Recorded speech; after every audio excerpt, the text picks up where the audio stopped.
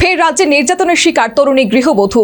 এডিনগরের SD mission রোডের শ্বশুর বাড়ি থেকে স্বেচ্ছাসেবক ও কর্মীরা তরুণীকে উদ্ধার করল পুলিশকে সঙ্গে নিয়ে।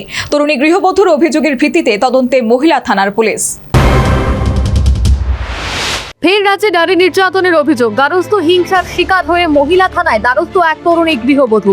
নির্যাতিতার দাবি, তার বাড়ি পশ্চিমবাংলার রাজধানী কলকাতার উপকণ্ঠ বেলঘড়িয়ায়।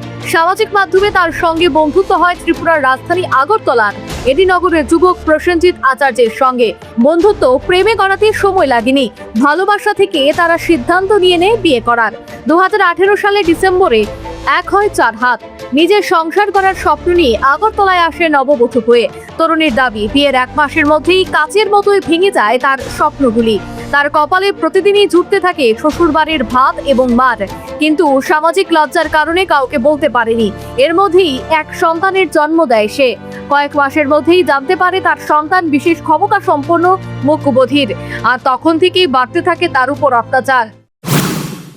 করার পর অনেক ধৈর্য ধরার পর সেদিন আমাকে বাইরেও পর্যন্ত আমাকে খালি বলে বাড়ি থেকে বেরিয়ে যাও, বাড়ি থেকে। আমি এত রাতে কোথায় বাড়ি থেকে বেরিয়ে যাব, কোথায় যাব, আমার তো এখানে কেউ নেই। এরকম বলার পর আমি এখন ভাবি যে অনেক সহ্য করার পর আমি আজকে এখানে ম্যাডামদের কাছে অনেক কৃতজ্ঞ যে ম্যাডামরা আমাকে এরকম সাহায্য করেছে, অনেক কৃতজ্ঞ। কতদিন ধরে আপনাকে এই নির্যাতন করছে? বিয়ের 1 মাস পর থেকেই মাঝে মাঝে ওর মাথায় রাগ উঠে আর এরকম ভাবে মারে। মাঝে মাঝে এর আগের বার তো গাল ঢাল আমার সব ফুলা ছিল, মানে এরম বোতলের বাড়ি মারে, হঠাৎ করে বোতল দিয়ে মারবো, আবার মোবাইল ছুঁড়ে মারবো হঠাৎ করে মুখের মধ্যে। তারপরে মাথা এই শিকদাঁড়াটা তো আমার এতটুকু ফুলা গেছিল, মানে শিকদাঁড়ার মধ্যে এমন ভাবে মেরেছে সেই দিন। সবাই বলছে এরম ভাবে তোমার সে মানে মেরে ফেলার জায়গার মধ্যে। সোমবার চরমে পৌঁছায় অটো চালক স্বামী প্রসেনজিতের অত্যাচার। তরুণী প্রথমবার গোটা বিষয় খুলে জানান তার মা বাবাকে। বেলঘড়িয়া থেকে তার মা বাবার এক পরিচিতির মাধ্যমে আগরতলায় নির্যাতন প্রতিরোধ কমিটির সঙ্গে যোগাযোগ করেন। প্রতিরোধ কমিটির সদস্যরা পুলিশের সাহায্য নিয়ে এডিনগরের এসডি মিশন রোডের বাড়ি থেকে উদ্ধার করে তরুণী গৃহবধূকে। আইনের সহযোগিতা যাতে পায়, সহযোগিতায় ওরা যাতে শাস্তি পায়, সেটাই আমাদের মূল উদ্দেশ্য। যদি আজকে ওরা দৃষ্টান্তমূলক শাস্তি ওদেরকে আইন যদি না দিতে পারে, তাহলে সমাজে এদের মতো অনেক অত্যাচারী পরিবার আরো সাহস পেয়ে যাবে, আরো নির্যাতন বাড়িয়ে দেবে মহিলাদের উপর, গৃহবধূদের উপর। আর কত নারীরা নির্যাতন সহ্য করবে বলুন?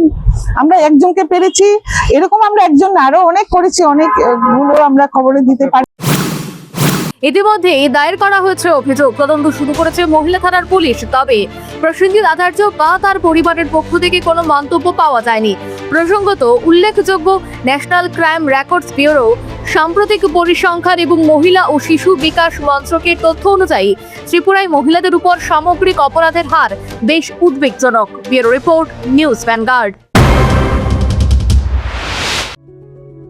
Step into a place full of new ideas and opportunities at Techno India University Tripura, where you learn, grow and build your future.